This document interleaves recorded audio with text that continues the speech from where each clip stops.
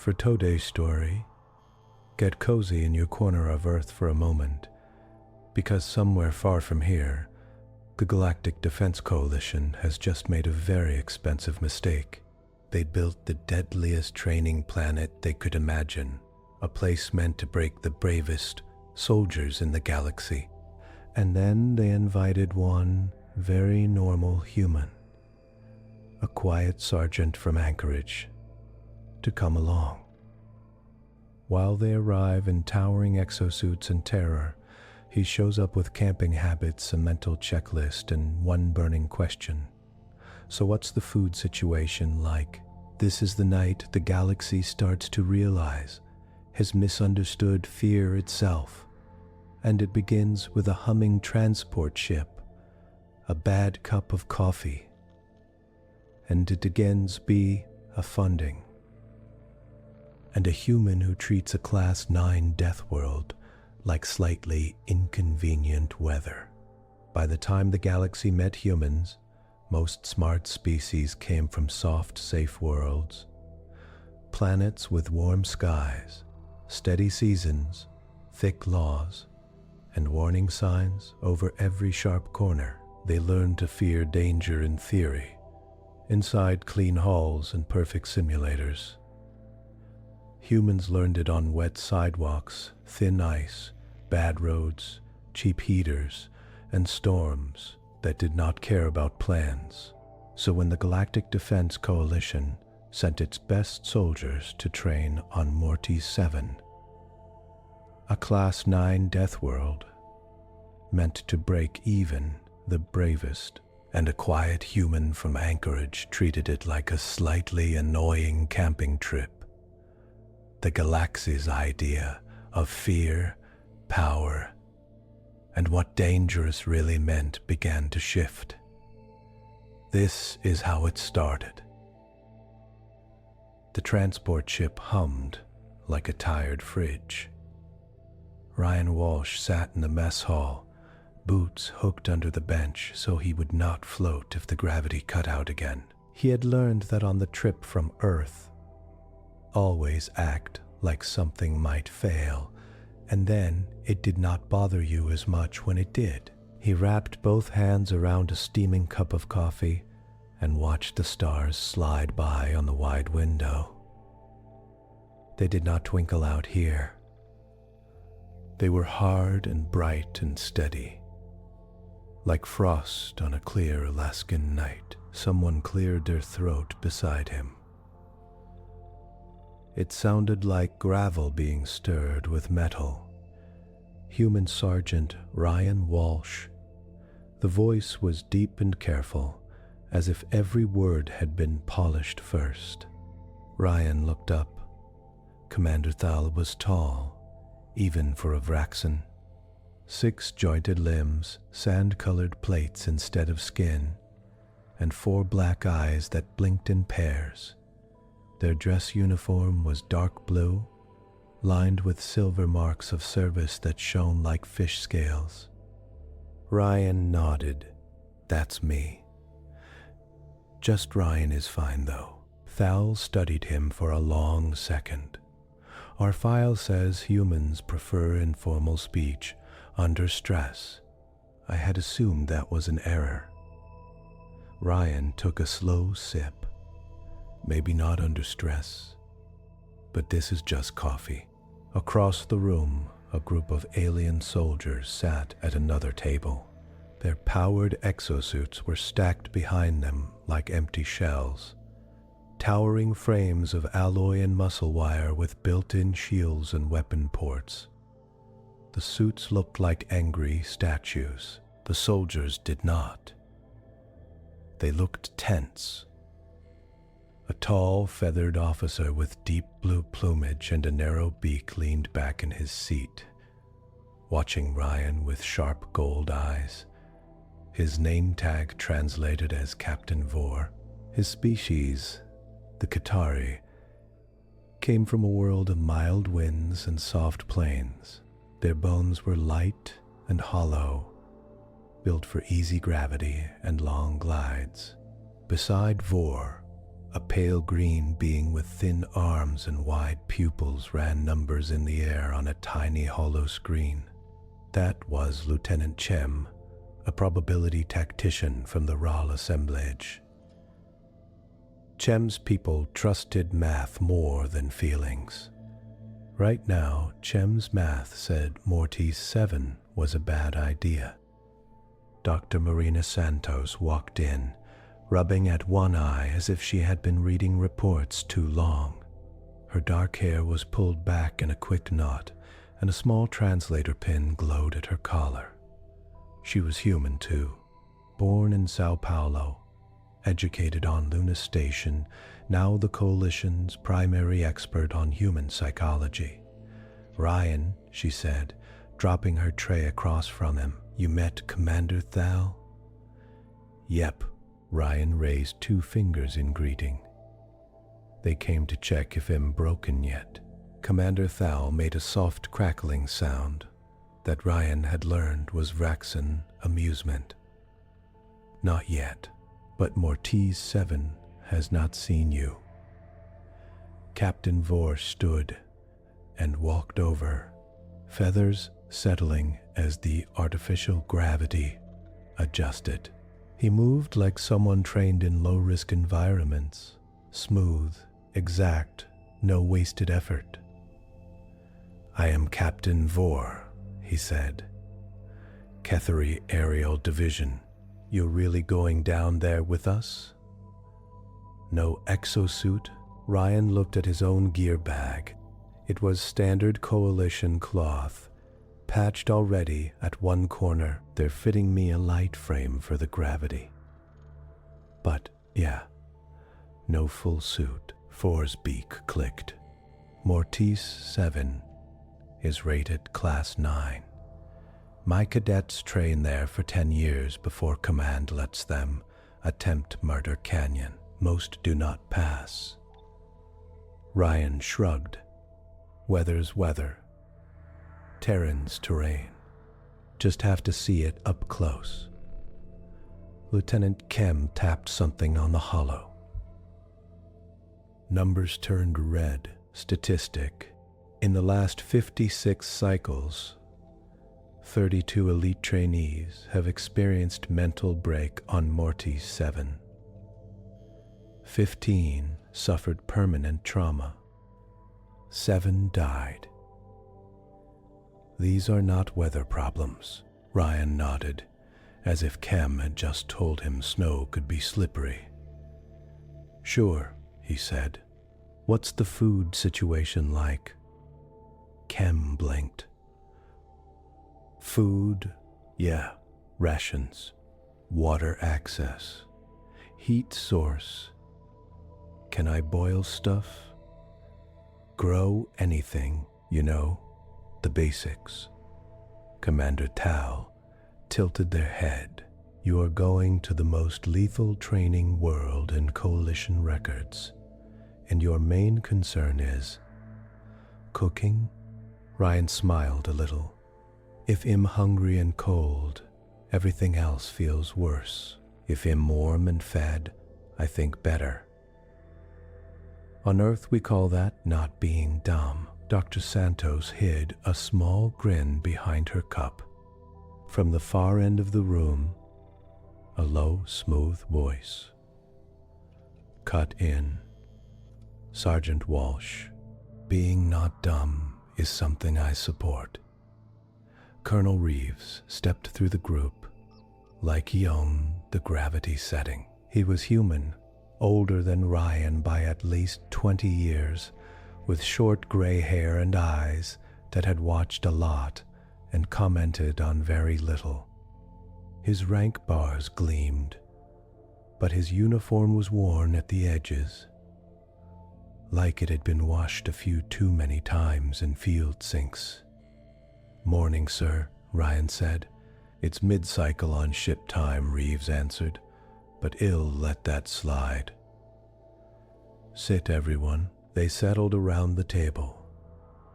Even Commander Thal folded 2 of their limbs and pretended the bench was built for them. Dr. Finn joined last. She was a short, sandy-furred medic from the Leary cluster, with large round ears that twitched with every new sound. Her portable scanner hung at her hip like an extra limb.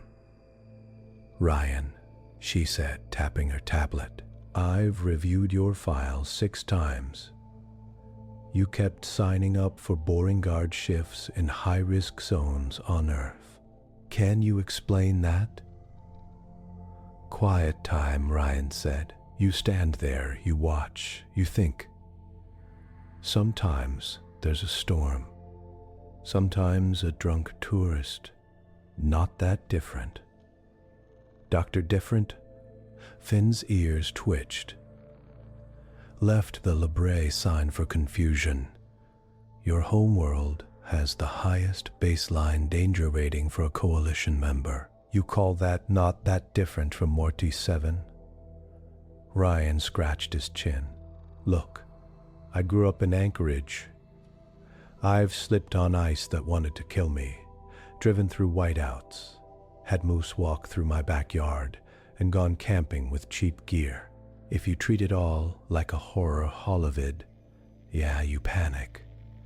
But if you pack right and pay attention, it's just life." Vor leaned forward. "Mortise 7 is not ice and moose. Human. It has acid rain pressure storms, predators that use chemical mirages, and fields that change gravity vectors without warning. Our best call at the testing ground of nightmares." Ryan looked thoughtful. "Okay, so rain gear, reinforced boots, pH strips, strong line, and spare anchors." Cam stared. "Spare anchors? Spare anchors have to dit for the gravity tricks?" Ryan said. "You tie yourself to something solid. You can't just float into a bad place if the field shifts." The table went quiet. Colonel Reeves watched Ryan with a steady gaze.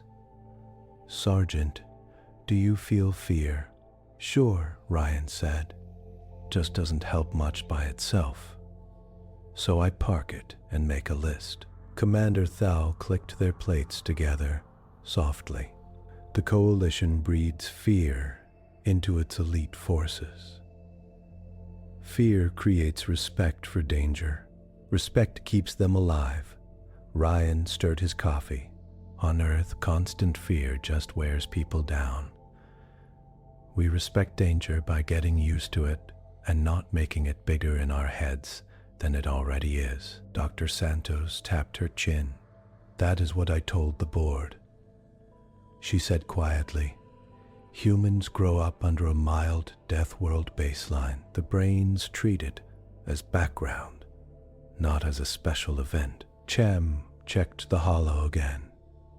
"Your planet's rating is significantly lower than Mortise 7S. Dr. Cham, Santos. "Sure," she said, "but for most Coalition members, a single Earth winter storm would count as a planetary emergency." Ryan glanced around at the faces watching him. "So," he said, "this Mortise 7 place. How bad is the weather really?" Vor laughed once, a sharp, startled sound. "The weather is poison, metal storms, and sky cracks.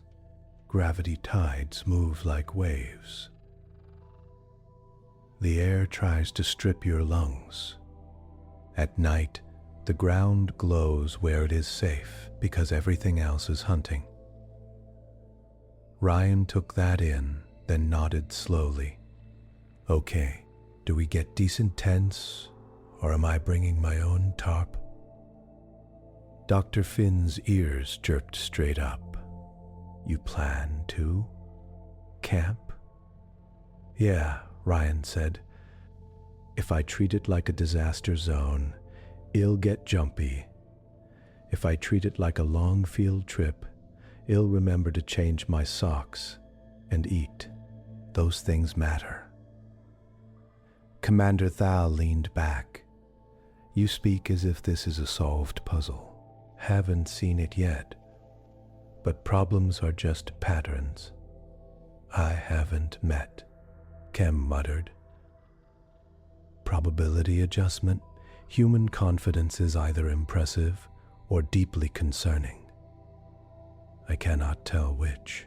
The mess hall lights dimmed for shift change. Outside the window, the starfield bent as the ship slid closer to its target system. A small red mark blinked on the distant map. Mortise 7. Briefing in 10. Bring your questions. Bring your doubts. Bring your best. He looked at Ryan. And you, Sergeant, bring whatever camping nonsense you think you need. Command approved your extra gear. Ryan brightened. Seriously? Reeves nodded. You are our first human in Mortise 7 years full course. If your way works, well, want to know why. If it doesn't, well, also want to know why. As the group filed out, Dr. Santos hung back with Ryan. You doing okay? She asked. Yeah, he said. Feels like before a long hike. People tell scary stories. Terrain doesn't care about stories. She gave him a tired but warm smile. Just remember, their fear is real to them, even if it sounds big to you. Ryan nodded. Got it. I'll try not to laugh at the acid rain. Please, don't, she said. That would ruin my next 10 research papers. The transport ship turned its nose toward a small dark globe that did not shine on its own, but bent the light around it, like gravity had grabbed too much and refused to share. Mortise 7 waited. Ryan finished his coffee and went to check his bags. The first thing Ryan felt on Mortise 7 was weight, not emotional weight, just plain, heavy, physical pull like 3 people sat on his shoulders at once. He staggered half a step coming down the ramp and caught himself on the rail. Gravity at surface, 2.7 standard, Lieutenant Kem said over the comm. Your exoframe should be compensating at 60%, Sergeant Walsh. It is, Ryan grunted. This is it, helping. Great. Love that for us. The exoframe hugged his legs and back. Small pistons hissing with each step. It was not a full combat suit like the others wore, more like a metal skeleton that helped his muscles fight the planet. The air smelled wrong even through the filter mask, sharp, metallic with a faint sweet note that his brain did not like. Dr. Starr, Finn's voice came through the shared channel. Do not remove your masks. Atmosphere is 70% nitrogen, 10% oxygen. Rest is a mix of corrosive and neuroreactive gases. Long-term exposure leads to lung damage, hallucinations, and death. Copy, Ryan said. Mask stays on. The sky was a dull green-gray, streaked with darker bands that twisted slowly, like bruises healing in reverse. Far off, lightning flickered sideways. Oh, seas. The training base itself sat low and squat on a patch of rock that looked half melted. Shields shimmered around it in faint blue layers, buzzing where tiny bits of airborne metal dust hit them and burned. A sign over the main airlock scrolled in 3 languages. The translation into trade standard read, "Welcome to Mortise 7 Training Complex Respect." "Or regret," Ryan snorted. Subtle, Commander Thal walked past, their heavy Vraxan exosuit folding its limbs with easy practice. "Humor is a poor defense against acid fog, Sergeant. Sometimes it helps the person wearing the mask," Ryan said. They stepped through the shield line. An oily feeling ran over Ryan's skin, like diving through cold water. For a second, his stomach flipped, as if gravity had yanked sideways. Then it settled. Inside the main dome, the air was dry and cool. Techs from at least 4 species moved between consoles, watching live feeds from the surface. Every screen showed some kind of danger. Pressure spikes, radiation flares, moving heat signatures, shifting landforms. Colonel Reeves stood by the largest display, hands folded behind his back. "Welcome to Mortise 7, he said. "You already know the headlines. Class 9 Deathworld. Extreme gravity, toxic atmosphere, unstable terrain, hostile life. Let's go into detail." The main display zoomed in on a region near the base. Data labels glowed over different zones. "Gravity fluctuation bands," Reeves said, tapping a striped area. "Locals call them tides. Field intensity changes up to 40% in under 10 seconds. If you're not anchored or your suit miscalculates, you get thrown. Up, down, sideways, sometimes crushed, sometimes pulped." Ryan watched a short clip.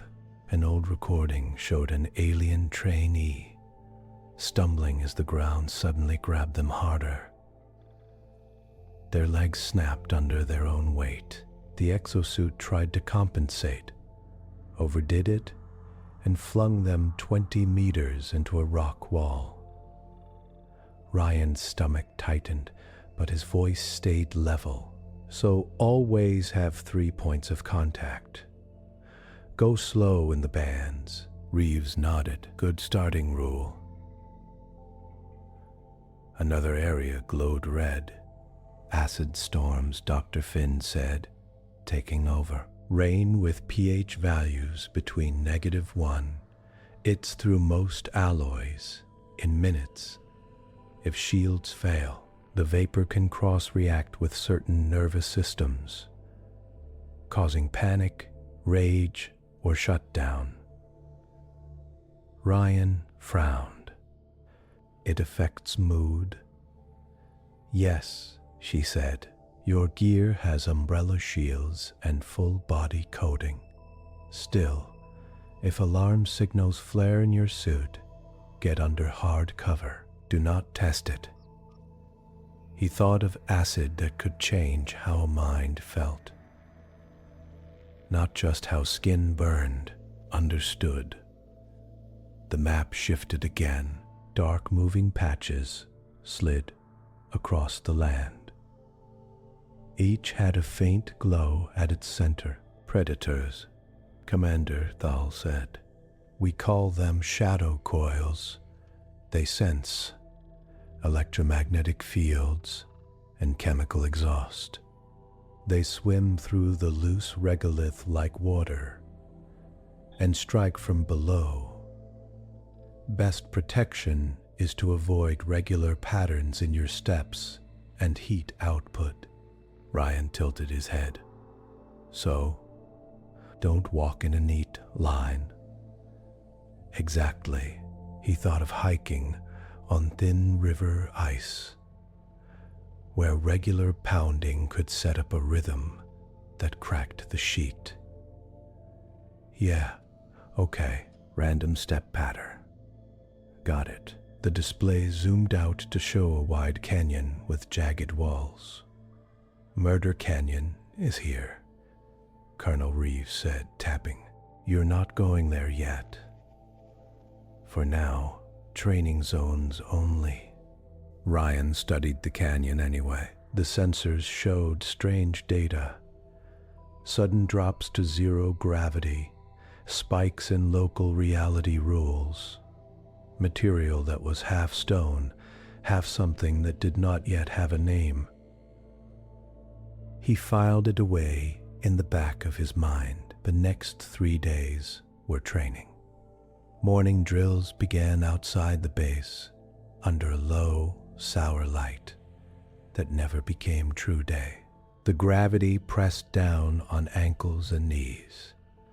Every move felt like doing squats in deep mud. The alien trainees, even in full exosuits, struggled. A Qatari cadet tried a graceful leap over a crack and barely made it. Suit servos groaning. She landed hard, feathers ruffled, chest heaving.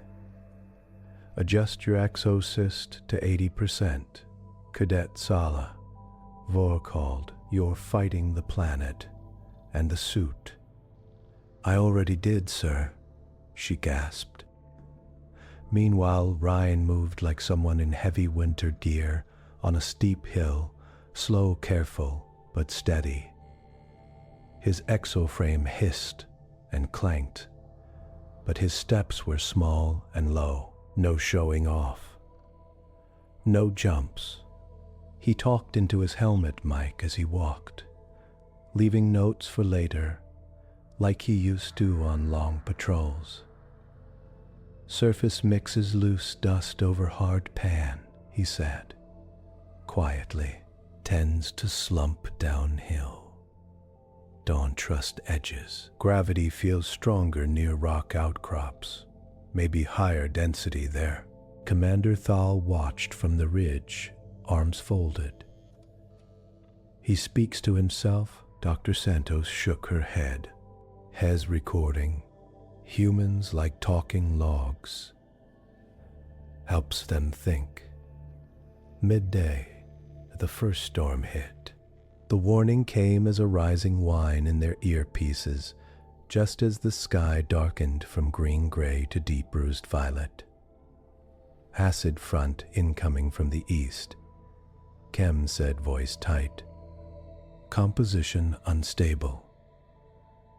Wind speeds at surface, 60 meters per second, and climbing back to base," Vor shouted. The trainees broke formation and ran, boots slipping on suddenly slick ground. Tiny drops began to fall. Clear at first, then shining with faint colors, where they hit rock and ate into it. A Lyrae soldier screamed as a drop hit a bare patch on her suit. The armor smoked. Ryan felt his heartbeat pick up. His first step to follow the others slid as the ground turned to slurry. He stopped. Running in a panic on half-melted mud under high gravity felt like a great way to break an ankle. If he fell, the storm would eat his suit while he tried to stand up again. "Sergeant Walsh." "Falls," voice cracked over the comm. "Move?" Ryan looked around fast and spotted a low overhang of rock about 20 meters away, with a darker patch underneath where old flow lines had carved a shallow hollow. "Closer cover," he said, "going there." He angled sideways instead of straight back, planting each foot carefully, using his exoframe to push off without bouncing. Drops hit his shield and sizzled, leaving little glowing pits. He reached the rock, ducked under, and saw that someone long ago had already cut anchor points in the stone, training marks He clipped his safety line to the ring, pressed his back against the stone, and lowered his stance to save his knees. The storm hit full. Outside the shield, the air turned into a screaming silver curtain. The ground boiled where drops struck. Gravel popped and split, smoke rising in strange colors. The base dome, far off, shimmered inside its field, like a bubble in a fryer. Ryan breathed slow, counting his inhales and exhales like he did when waiting out a blizzard in an old tent. Vitals holding, Dr. Finn said in his ear. Ryan, report, anchored under rock. Shield holding. Zero desire to run around out there. Through the haze, he could see a couple of trainees still racing for the dome, shapes bent by wind. One fell, suit shielding flaring bright where the acid hit. Vor, Ryan said, they're not going to make it before the front peaks. We see them, Vor answered, voice tight. Ryan glanced at the anchor point, then back at the open. His brain suggested a stupid idea that did not feel stupid. Just hard, he pulled a coil of high-tension line from his belt. Chem, he said. Wind vector? What? Why? Southwest at 68 meters per second. Gusting 90. Why? Ryan hooked the line to his anchor, clipped the other end to his frame, and took 3 careful steps out into the storm's edge. His shield screamed. Acid hissed and slid off. He leaned into the wind, using it like a solid thing, and threw the line as hard as he could toward the nearest fallen trainee. Under normal gravity, it might have fallen short. Here the storm grabbed it and flung it like a flag.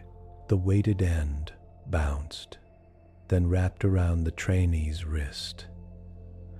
Got you, Ryan muttered, then hauled. His legs burned. The exoframe whined. Every pull felt like dragging someone through wet cement, while a sandblaster tried to eat your clothes. Step, brace, pull, step, brace, pull. Sergeant, Thal shouted, get back under cover. Working on it, Ryan grunted. It took maybe 30 seconds. It felt like hours. Finally, the fallen trainee slid into the hollow under the rock. Shield flaring, breathing hard. The other soldiers in the field made it to the dome just before the storm peak. The outer shields flashed bright, white as the rain hit full. Later, back inside, the recording played in the main briefing room. On screen, alien trainees flailed and scrambled under the storm, eyes wild despite their helmets. Warning lights strobed in every suit. Then the feed showed Ryan stepping sideways, checking the anchor, throwing the line, and hauling with grim focus. Heart rate rose, Dr. Finn noted, pointing at the biometric line, but stayed under panic threshold. Cortisol spike normal. No freeze reaction. Commander Thal clicked softly. He calculated in the storm. He did not hesitate long enough to freeze, and he did not rush fast enough to fall. On Earth, Dr. Santos said, children get drills for house fires, earthquakes, storms. They learn. Stop, think, pick the best bad option. He treated it like that. In the afternoons, They ran terrain drills. Mortise 7's ground was not stable. There were regions where stone had half melted, then cooled too fast, leaving glassy slopes and knife-sharp ridges. There were fields of what looked like normal sand until a footstep triggered a wave that tried to pull you under. Aliens in heavy suits fought their own momentum. Their training told them to keep moving, keep speed, keep ahead of danger. Ryan moved like a careful hiker on scree slopes. He tested each step with a short metal rod he had smuggled onto his frame, watching for surface shifts. When he saw a thin crust over darker sand, he probed first, then went around. When a shadow coil's heat signature flashed under the ground nearby, he did not sprint. He changed his pattern. 2 short steps, a pause, 3 long shuffle, hop, random enough that the predator struck between his tracks instead of at his heels. Struck between his tracks instead of at his heels. In the debriefs, the instructors replayed those clips, too. "You're not obeying standard keep moving doctrine," Vor said. "You stop. You recheck. So if you recheck, you waste seconds. Those seconds save ankles," Ryan answered. "On ice you don't run. You test, you slide a bit, you learn the feel. Panic speed just breaks things." "Your planet has much ice," Chem said. "Used to," Ryan said. "Less now, but the habits stick. At night, under the dome, while others sat in the quiet room with dim lights, trying to shake off the day, Ryan sat at a table, mending a strap on his pack. Santos watched him, chin in her hand. "You're not shaken?" she asked. "Sure I am," he said. "Gravity hurts. That storm was nasty. Those things under the ground give me the creeps, but I'm tired enough to sleep, and I fixed my gear. Tomorrow will feel less weird." "Why?" she asked. "Because it always does," he said simply. "Every first day in a new field zone feels like this. Second day, your brain says, 'Oh, this again.' Fear drops. Patterns show." Outside the dome, Mortise 7 shifted and groaned and tried to kill anything that did not adapt. Inside, Histon, Bach, the alien elites watched a human treat their nightmare planet like a hard but familiar kind of problem. A set of patterns to read, hazards to work around, and weather you respect but do not worship. On the 3rd night, Commander Thal sent a short report to the Coalition Board. Subject: Human Performance, Mortise 7. Human Performance, Mortise 7. Intial Page Sumner. Walsuk Homo sapiens. Displays initial calm under class. Not fear-centered. Not fear-centered.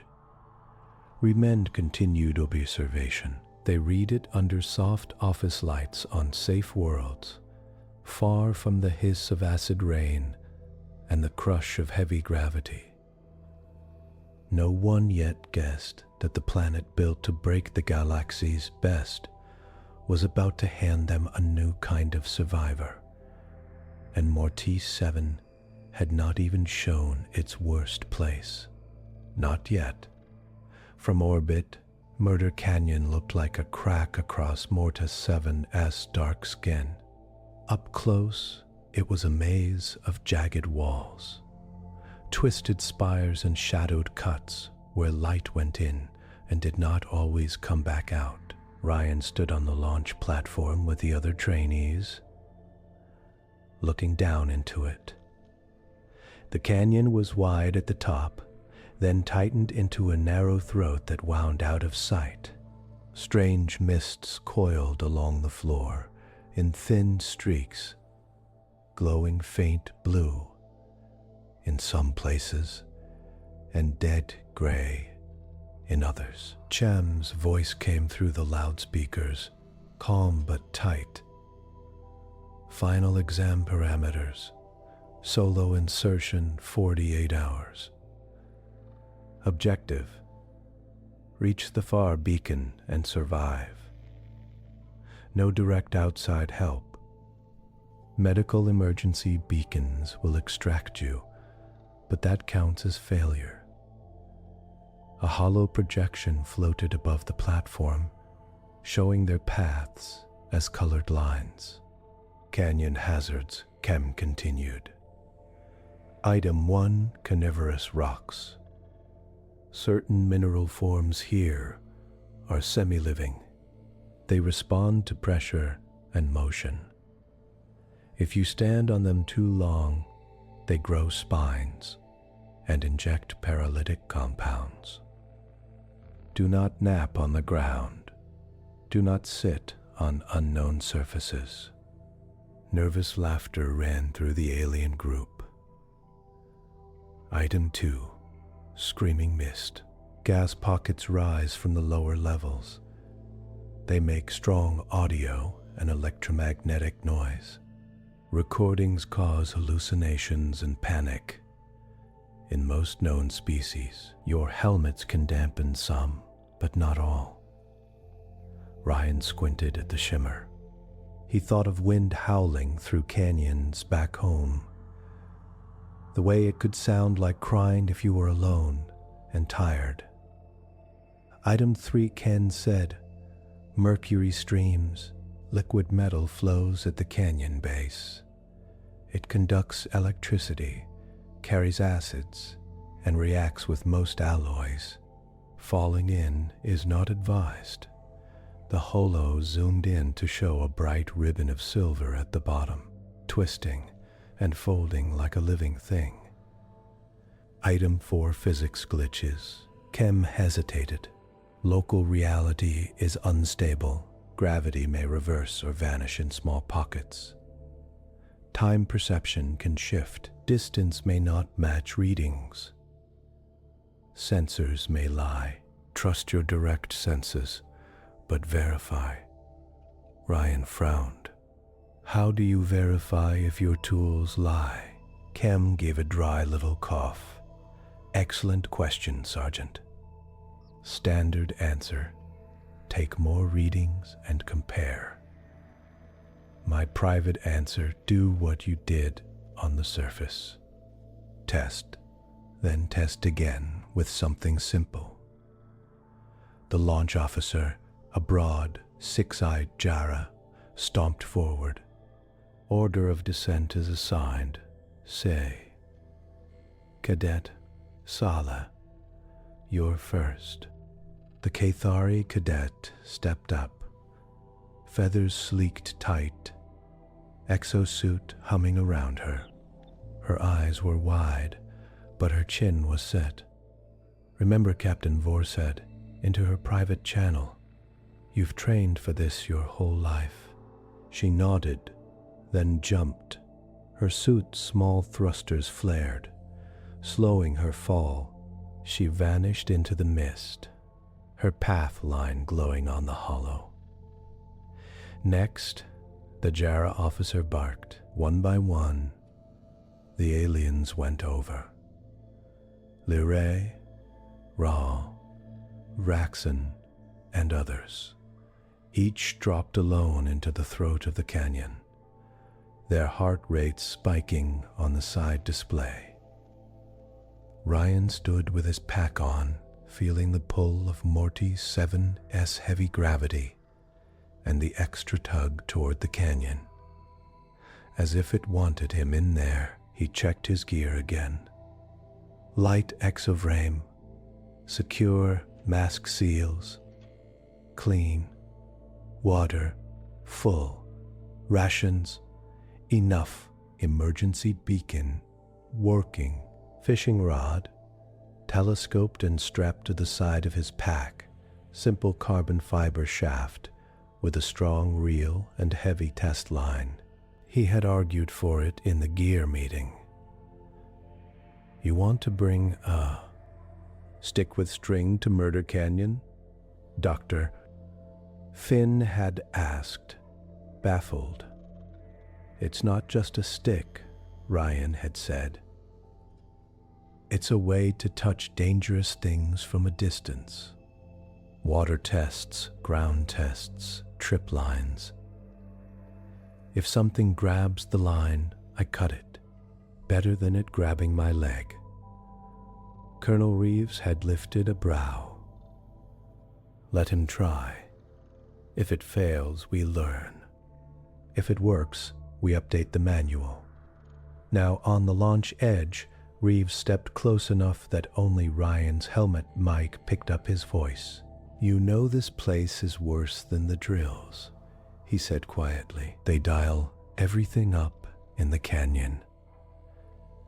To break overconfidence, Ryan looked down at the twisting throat. Good. I was starting to get bored with the topsoil. Reeves snorted. Then sobered. You don't have to prove anything, Walsh. If it goes bad, hit the beacon. Coming home in one piece is still a pass in my book, even if the board calls it a fail. Ryan nodded. Copy, sir. Next, the Jara shouted. Ryan stepped up to the edge. Wind from the canyon blew up into his faceplate, carrying a weird mix of cold metal scent and something sweet, like rotting fruit. He clicked his comm to group. Anyone down there pick up any fishing spots yet? Couple of strained laughs answered him. For the record, Kem said dryly, no official fishing is authorized in Murder Canyon, Sergeant. Good thing I'm here unofficially then, Ryan said, and stepped off. The fall was short but sharp. Gravity grabbed him like a hand, then shifted halfway down, pulling a little sideways. His stomach lurched. He flexed his knees, let the exoframe take the worst of the impact, and rolled when he hit the sloped scree. Rocks skittered around him, some with a faint shimmer that made his skin crawl just looking at them. He stayed in a crouch for a second, waiting for his brain to catch up. Ryan, Dr. Finn's voice said in his ear, faint and distant. Comm relays are weaker down there. We may lose contact at times. Got it, he said. We'll send voice logs anyway. He stood and looked around. The canyon walls rose high on both sides, layered in strange bands of color, dull red, shiny black, pale yellow, and a deep green that seemed to pulse if he stared too long. Little bits of rock hung in the air in some spots, drifting slowly like dust motes underwater. Mist pooled in low pockets, glowing faint blue and humming just on the edge of hearing. Okay, Ryan said softly to himself. Rules. Don't stand on weird rocks. Don't swim in shiny metal. And remember, gravity lies sometimes. He took off his pack, pulled out the fishing rod, and extended it until it was a little taller than he was. The reel's line shone faintly in his suit lights. For the record, he said into his log, using this as a probe. If the rod or line reacts, I know I shouldn't. He walked to the nearest patch of mist and stuck the rod tip into it. The line vibrated hard in his hands, like something had grabbed it and was shaking. A low, wavering sound hit his helmet. A kind of stretched-out wail layered over a rapid clicking that made his teeth hurt. Ryan's shoulders tensed. "Nope," he said out loud, and yanked the rod back. The tip came out, coated in thin frost that steamed and slid off. "Don't like that," he muttered, calling that no-go fog. He pulled a strip of bright tape from his belt and tied it to a small rock, then tossed it near the edge of the mist. Marking hazards, like trail signs, he moved on, staying close to the canyon wall where the ground felt more solid. Every few steps he used the rod to tap ahead, checking for hollow sounds or sudden give. Above, somewhere, a Cathari voice shrieked over the shared band, cut with static. "Computed Sala," Kem said, voice crackling, heart rate critical, suit sensors detecting strong audio interference. Another voice broke in, gasping. "The rocks are screaming. They're in my head." Then a high, tearing sound filled the channel, rising so fast and sharp that Ryan's vision blurred. His heart slammed against his ribs. Sweat prickled under his collar. For a second, he wanted to tear off his helmet and run, just run, any direction, away from that noise. He forced his hand to the control on his neck and thumbed the audio filter up 3 levels. The sound dropped, flattened, became a dull whine instead of a knife. "Kem," he said, voice shaking a little, "kill shared audio from any suit in direct contact with mist. It's leaking panic through the net." There was a pause. Then Kem said, "Confirmed," cutting external suit audio feed from affected units. Sala's screams cut off mid-wail. The channel went eerie and quiet. Ryan breathed, counting again. 3. Out. 2. 3. 4. Log. Note, he said. Canyon uses sound like a weapon. Shared comms can spread it. Need hard rules about what gets rebroadcast. He kept walking. The ground sloped down. Then up. In some places he stepped and his foot came down slower than expected, like he was on the moon. In other spots, his boot hit so hard his teeth clicked. He adjusted each time, never assuming the next step would feel like the last.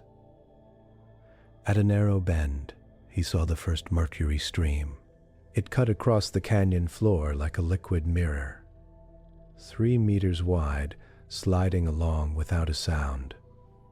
Its surface wasn't flat. It had ripples and little peaks that rose and fell, even without any wind. His suit pinged 10 different warning colors at once. Yeah, I see it, he said. He unhooked the line from the rod and tied a small carabiner to the end, adding a rock weight. Then he swung it low and let the weight just kiss the surface of the mercury. The instant it touched, a spark leaped up, bright and white. The rock vanished in a flash. The carabiner twisted, half melted. The line went slack. Ryan reeled back in what was left. Mercury eats most stuff. No stepping stones. No gear tossing. He scanned left and right. Up canyon the walls leaned closer and the stream narrowed. Down canyon it widened and broke into several branches. He looked up, a few meters above. A ledge stuck out from the wall, wide enough to walk on if he hugged the rock. Getting up there would be rough under this gravity, but better than playing games with the metal river. He checked the wall with the rod, tapping for loose bits. A couple of stones crumbled away. Most held. He clipped his safety line to a piton. He hammered into a crack, then started up, hands and feet, finding holds. The exo-frame groaned, but boosted his legs when they trembled. Halfway up, gravity decided to change its mind. His next pull lifted him too high, almost slamming him into the rock above. He grabbed flat with both hands and spread out, sticking like a bug. "Nope," he hissed. "We're not doing that." He waited, muscles burning, until the pull steadied again. Then he finished the climb and rolled onto the ledge. Note he panted. Gravity glitch zone near wall. Move slowly when climbing. Always use backup line. He followed the ledge downstream, above the mercury, stepping over small gaps carefully. As he walked, he passed markers left by earlier trainees. Scratched signs on the wall, bit of colored cord tied around a protruding stone, a burnt-out flare. He noticed a pattern. The marks grew fewer the deeper he went. In some spots, they stopped entirely for a stretch, then started again with a different style, as if a new person had taken over. People panicked, he said quietly, stopped marking. Or didn't plan to, just ran. He stopped where 3 different styles met and took a moment to drink some water. Far ahead, a burst of static crackled. "Cadet Vran, report." Commander Thal's voice cut in, strained. A Lyrae voice answered, high and ragged. Can't tell what's real. Ground keeps moving. Mist says, something behind me. Vryn. Focus on your breath, Dr. Finn said. Count. Look at your hands. Trust what you touch. Ryan thought of being lost in a whiteout with no landmarks, just blowing snow and your own stupid thoughts telling you the wrong way was home. Same trick, he muttered. Anchor with something simple. He looked around for a place to stop that felt secure and found a small overhang in the wall above the ledge, like a shallow cave carved by some old flow. He climbed into it, testing every handhold 3 times, then unclipped his pack and started to set up camp. Not because he was tired yet, but because he knew he would be. And he wanted a safe spot ready before he reached the shaking point. From the pack, he pulled a compact tarp with built-in poles. In normal gravity, it was a light, easy shelter. Here, it felt like rigging a car roof by himself. He anchored it to drilled pits in the rock, checking each knot twice. Then he unpacked small reflective sheets and attached them around the entrance, angled so his suit lights would bounce and make the little space brighter. He laid out a thin sleep mat, set up a micro stove on a flat stone, and clipped lines across the front of the shelter entrance at ankle and knee height. Then he reached for the fishing rod again. He went back to the edge of the ledge and looked down the canyon where the mist lay thicker and little rocks sometimes pulsed with dim purple light. The canyon was full of things that wanted to come to him. He tied a series of light metal bells along the length of spare line, little spheres that chimed when moved. He had packed them for camp comfort. To make a sound that wasn't Mortise 7, he stretched the line out from his shelter to a crack in the wall 10 meters away, low and tight, so anything crawling or slithering up from below would touch it. He tested it with the rod. The bells rang softly, clear and bright over his suit. Speakers.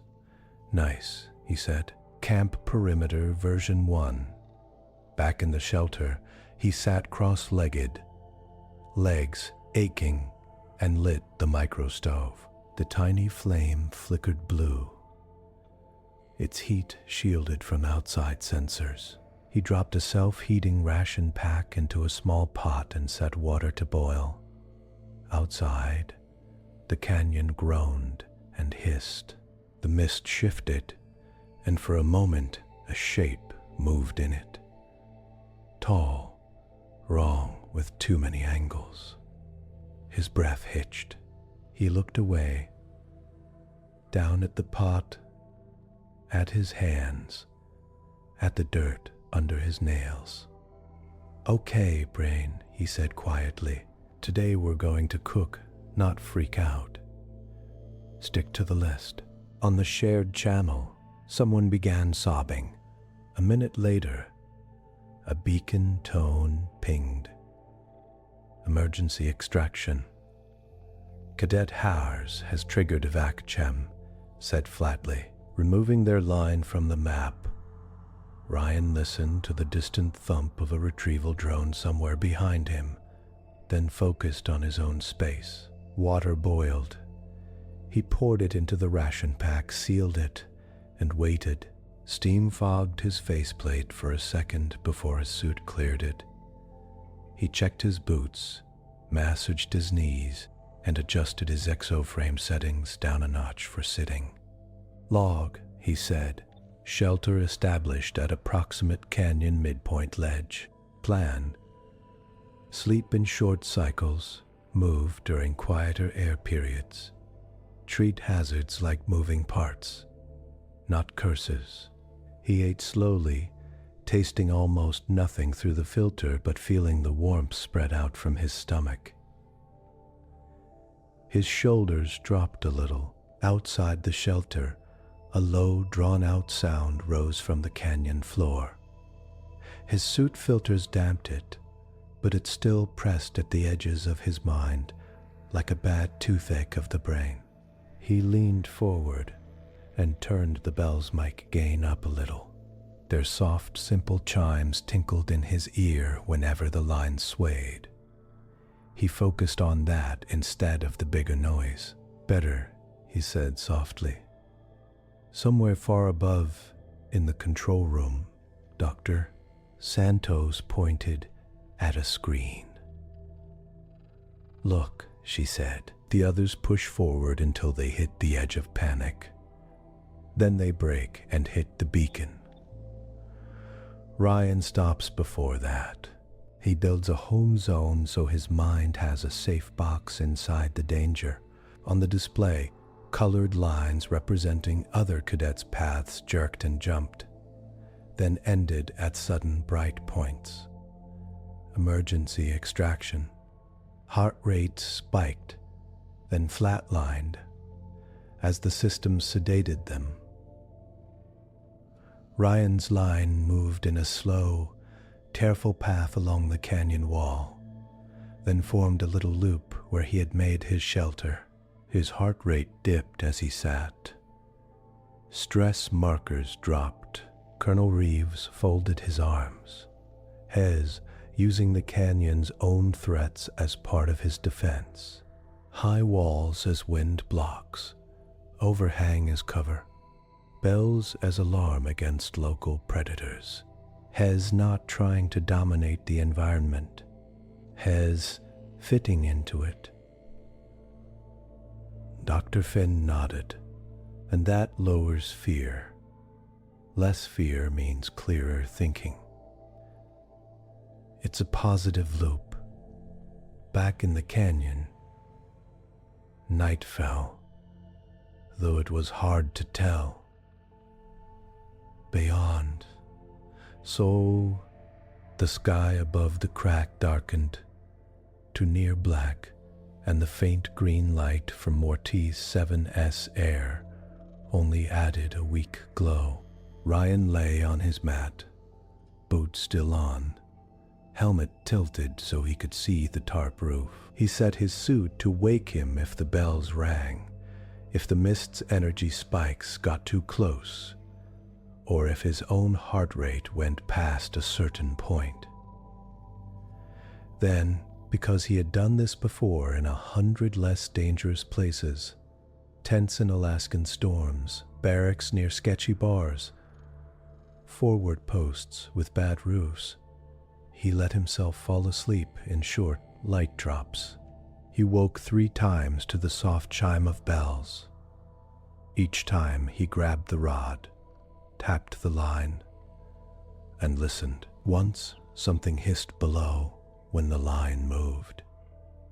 His suit caught a faint heat trace slipping away down the wall. Good bells, he mumbled, and went back to sleep. At what his suit called morning, he boiled more water and made a hot drink from a human mix pack. The smell of coffee filled the tiny shelter. Cutting through the tin and metal scents, he relaxed a little more. He was on a Deathworld in a canyon built to crack minds, drinking coffee while bells tinkled and strange gas rolled past. It felt in a strange way, like a very weird version of home. He packed up slowly, leaving some markers so he could find the spot again if he had to backtrack. Then he moved on, deeper into the canyon. By the time the extraction teams came looking, 48 hours had passed. They found Ryan on a wide ledge near the far beacon flame, under a simple tarp, dozing in his suit, with his helmet propped slightly up inside the sealed shelter, so he could scratch his nose. The fishing rod lay beside him, tip-tied to the warning line. The bells were still. On the microstove, a ration pack warmed, and the smell of something like eggs and peppers drifted in the small space. His stress data showed a few spikes during rough spots on the path.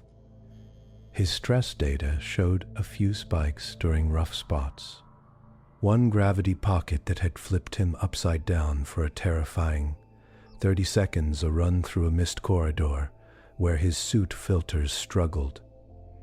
A close call with a jawed rock that had tried to close on his boot. But the last 8 hours had been calm, heart rate low, no panic surges, body in repair mode. Commander Thal stood at the ledge entrance, watching him through the shelter opening. "He is asleep," they said, slowly, on Murder Canyon's far side. During final exam window, Dr. Howard, Finn checked her tablet. Vitals steady.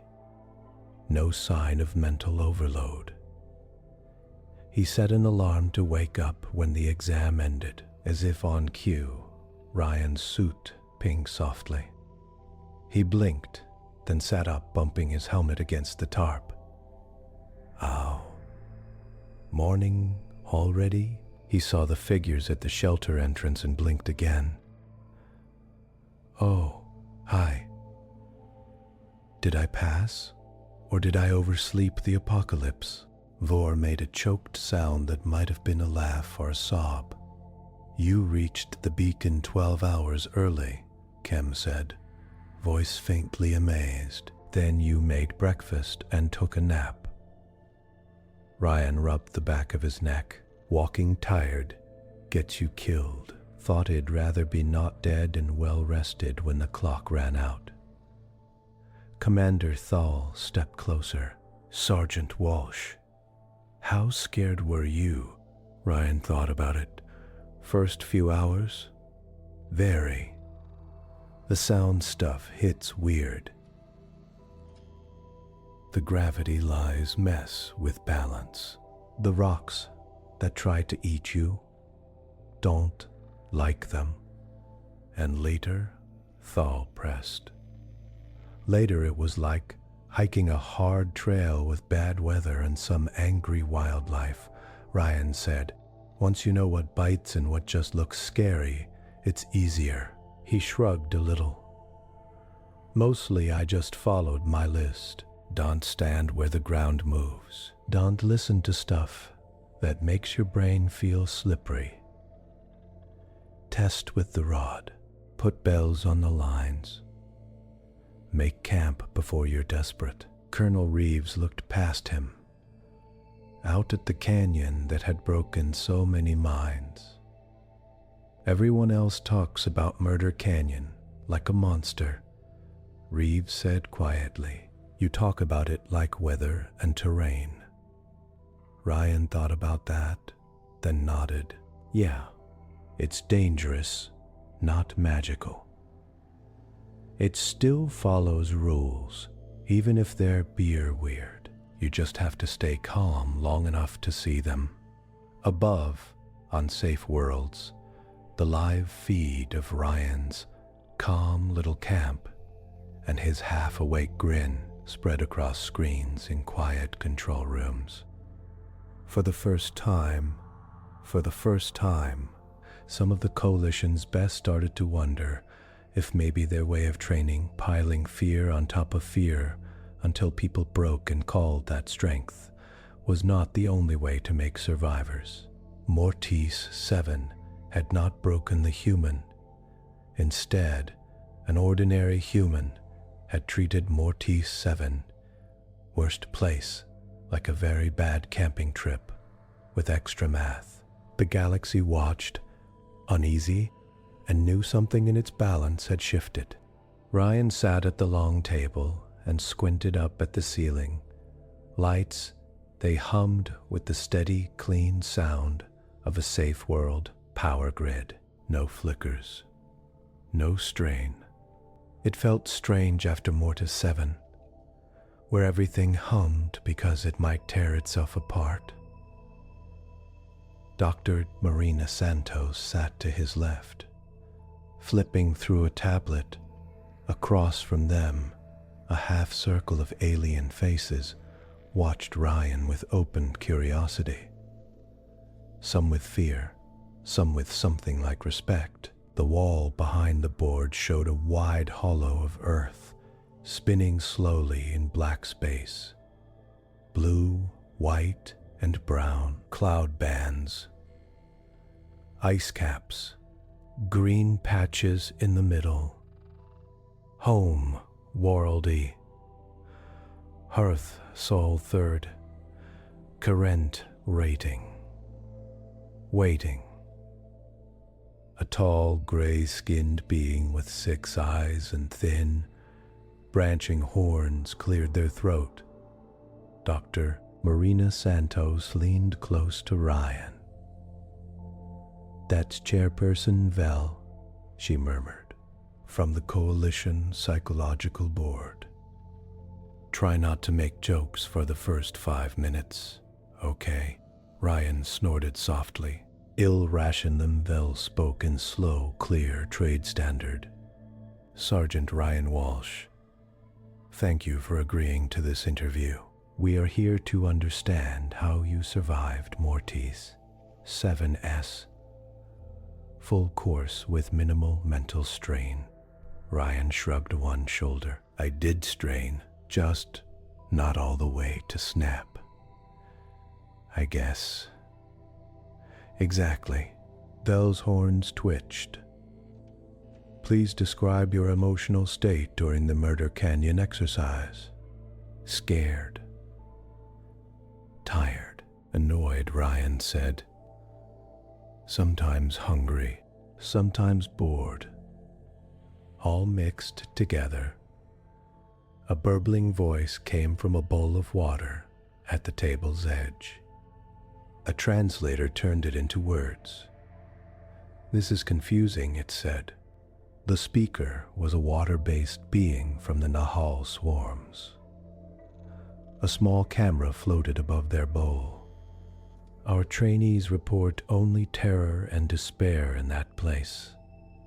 Ryan thought about the screaming mist and the rocks with jaws. Yeah, there's terror. But it's not the whole picture. My brain doesn't stay on one feeling. If there's still stuff to do, it shifts. A short, blue, four-armed board member nodded slowly. "Task switching has emotion control." "Interesting." Dr. Santos tapped her tablet. "Humans get that from living with constant small risks. Their systems learn not to stay in full alarm mode, or they burn out by age 12.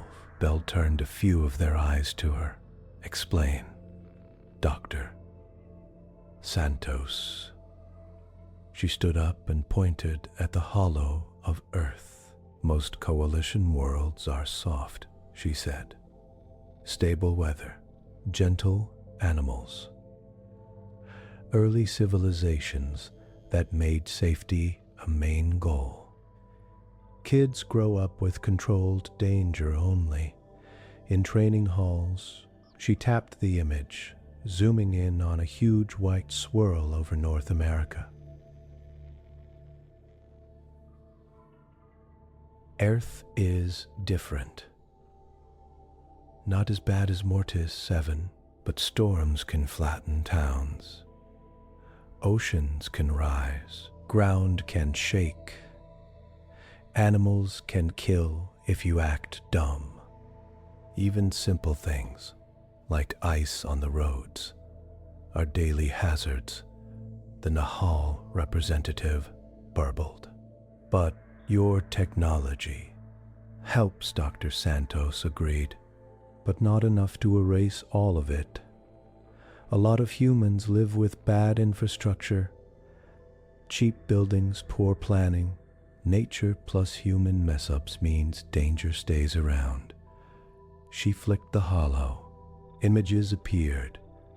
A kid walking to school during an icy wind, a family fixing a roof after a storm, drivers on a snowy highway, people in masks during a city flood. "Humans learn early that life can hurt them," she said. "But they still have to get to school, to work, to the store. They can't freeze in fear every time the news says storm, or they'd never move." Bell looked back at Ryan. "Is this true for you?" He nodded. "Pretty much. In Anchorage, we check the weather every morning. Not to stay inside, to dress right. You pack layers. You put sand in your car in case you need weight on the back wheels. You plug your engine in at night so it doesn't die in the cold." Several board members looked puzzled. "You plug your engine into your house?" a Lyrae doctor asked. "Yeah," Ryan said. "Block heater, common in cold places. If you don't, your car might not start. Then you're stuck. Maybe freeze, if help doesn't come fast." He shrugged. "So we treat that as normal, not as a horror story." Val tapped notes into their console. "You described Murder Canyon as bad weather with extra math. Why?" Ryan thought about it. "Because it had patterns. Loud, nasty patterns. But still patterns. Storms build. Gravity zones repeat. Predators act like predators, just with weirder tools. Once I saw that, I could treat it like a tough hike instead of a haunted maze." "A haunted Vel stopped, shook their head. Never mind. You're calm under Class 9. Stress is not typical. Even some human models predicted break. At that, Colonel Reeves spoke up from the back wall. He had chosen to stand rather than sit. With respect, he said, "You based those models on humans from safe cities and lab tests, not on people who pull cars from ditches in blizzards or who work at sea during storms." Dr. Santos nodded eagerly. "Exactly. Earth has pockets that are almost soft worlds. Nice climate, strong systems. People adapt differently." Vel folded their hands. "We need to decide if Ryan is an outlier or a sample." They turned to Dr. Stock. To King. "Santos, what is your professional view?" She took a breath, then spoke clearly. "Ryan is not the most extreme human I have met," she said. "He is calm, yes, but not superhuman. I can name at least 20 Earth cultures that raise people with similar attitudes. Weather happens, danger happens. Keep your head and fix what you can." Kem, sitting near the side, raised their thin hand. "Data supports this. Human media shows common sayings. Keep calm. Don't panic. It is what it is. They treat threat as background. This is not rare." The board members shifted in their seats. The Nahal representative burbled again. "If this is normal for them, then our rating of Earth is wrong." Ryan scratched his jaw. "What's the rating mean?" "Exactly." Vel brought up a chart on the side screen. Class 1, almost no natural dangers. Class 10, near constant lethal threat. Like Mortise 7, we placed Earth at Class 4. Notable hazards, but manageable, based on physical data. Not on minds, Dr. Santos added. Now you've seen a human brain work on a Class 9 world. A long, slow silence followed. Finally, Vel touched the table seal. "Vote," they said. Colored marks flashed on the board's private displays. After a moment, the system chimed. Vel looked up at the Earth holo. By majority agreement, they said, "We reclassify Earth from Class 4 to Class 6.5 hazard. Soft Deathworld. Its life forms, including humans, are adapted to constant low-level threat and periodic high stress." The label over the spinning planet changed. Home World D. Earth So 30. New rating. Class 6.5 Hazard Soft Deathworld Spies. Humanity. Homo sapiens. Status. Straightdigic. UN Unknown. Ryan blinked. A four-armed board member grimaced. "It means we don't know how dangerous you are or how you'll act long-term. We use it for things we can't model yet. Ancient machine swarms, wild black holes. Now, you," Dr. Santos gave Ryan a small, sideways smile. "Congratulations. You're now in the same folder as stuff we are afraid to poke." Ryan frowned. "That sounds bad." "Not entirely," Colonel Reeves said. "It means they're going to stop assuming humans will fold under the same pressure as their troops. It also means more eyes on." Vel focused on Ryan again. We must adjust our training and command methods. Fear-based control will not work well on humans. Does fear motivate you, Sergeant? Short term, sure, Ryan said. If something jumps at me, I move. But as a system, if a boss tries to keep me scared all the time, I just stop listening, or I quit. A ripple of discomfort went around the table. That would be unacceptable in a war, the Luray doctor said, faintly. Ryan raised his eyebrows. On Earth, if a leader uses nothing but fear, people eventually stop trusting them. We need reasons, not just threats, or we find new leaders. Vel scribbled that down like it was a dangerous spell. Your species could destabilize our strict command. Hierarchies, they said at last. Or help make them healthier, Dr. Santos countered. Less breakdowns, more real adaptation. The board members muttered to each other in low voices, translators working hard. After a while, Vel sighed. A rough, dry sound. Very well, they said. We will build new doctrine, branches for mixed human units. Dr. Santos, you will help write them. Colonel Reeves, you will test them. Reeves nodded once. Understood. Vel turned back to Ryan. There is another matter. The hollow behind them changed. Earth shrank to a corner. In the main field, a new image appeared. It was not a planet. It was a dark cloud spreading between stars, studded with bright points.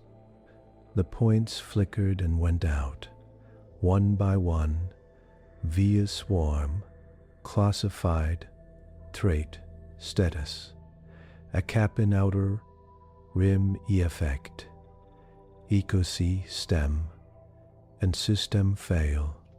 Ryan leaned forward. What am I looking at? Kem answered quietly. We call it the Void Swarm. Self-replicating devices of unknown origin. They eat anything complex, machines, satellites, biowebs. They move through systems, stripping them. The image zoomed in on a single flake of the swarm. It was a cluster of tiny shapes, each changing form as Ryan watched. We've had skirmishes, Colonel Reeves said. They ignore fear. They have no minds to scare. Our normal command tricks don't work. We're losing ships, and we barely understand why they choose some targets and not others. Vel folded two of their hands. Your performance on Mortise 7 suggests you see patterns under stress. Others do not. We want your eyes on this. Ryan stared at the swarm image. It drifted like smoke but acted like a machine. What do you want me to do, exactly? He asked. Join a multi-species analysis unit, Vel said. Review all data. Help us see what we've missed. You will not fight them. You will look. Dr. Santos smiled.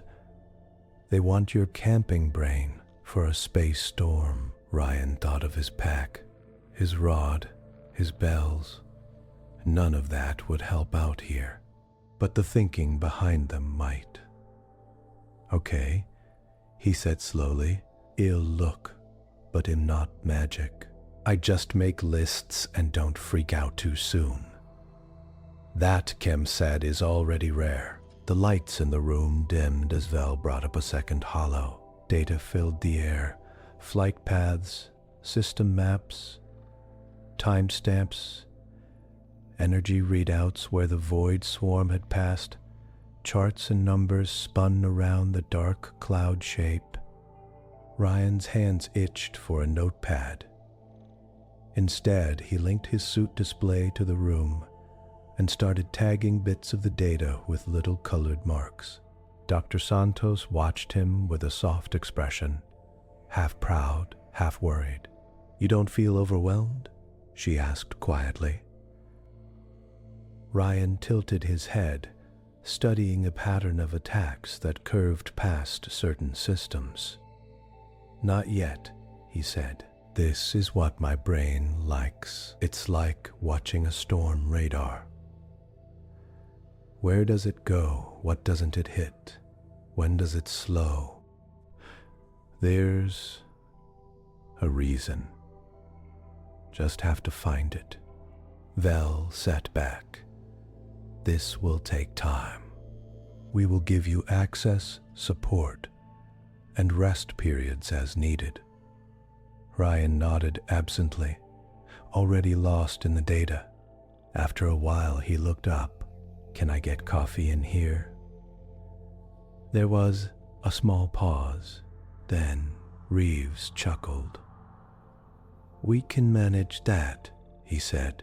A service drone buzzed in a few minutes later, with a tray, a pot of dark human-style coffee, some Cathari spiced water, a Nahal mineral mix, and little snacks from 3 different worlds.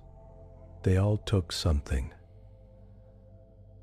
For a moment, the war prep room felt like the mess hall on the transport again. Strange people, strange drinks, one human with his hands around a hot cup. Ryan took a sip, then looked back at the swarm. "If this thing eats systems," he said slowly, thinking out loud, "it's like Mortise 7 in reverse. The planet tried to kill us with too much. This thing kills with nothing, blank space." He tagged a gap in the swarm's spread. "It's avoiding that arm," he said. "On purpose. Why?" Ken zoomed in. "That arm is low density. Few planets. Almost no tech." "Exactly," Ryan said. "Like a predator that skips rocks and goes for fish. It doesn't want empty zones." No payoff. Dr. Santos smiled faintly. "There he goes." "Goes where?" the Leary doctor whispered. "Into the pattern," she said. "He'll stay there for hours. Then come out with 10 questions we haven't thought of." Vel watched the human tracing lines in the air, calm and focused. "You humans," Vel said quietly, almost to themselves, "you live on a soft death world. You walk into a hard death world and camp. You look at a galaxy-eating swarm and ask for coffee and patterns." They shook their head, horns catching the light. "We truly do not know yet what you will become to this coalition. Threat, shield, or both." Dr. Santos set her cup down. "Maybe stop trying to pick just one. We're like our planet. Dangerous and helpful at the same time." Ryan looked up from the holo. "By the way," he said, "if you want more humans for the swarm problem, I know people back home who'd love the challenge. Just maybe don't start by telling them they're strategic unknowns. They'll make memes about it." Vel blinked. "Memes, jokes that spread faster than policy," Dr. Santos said with a sigh. "Hez right.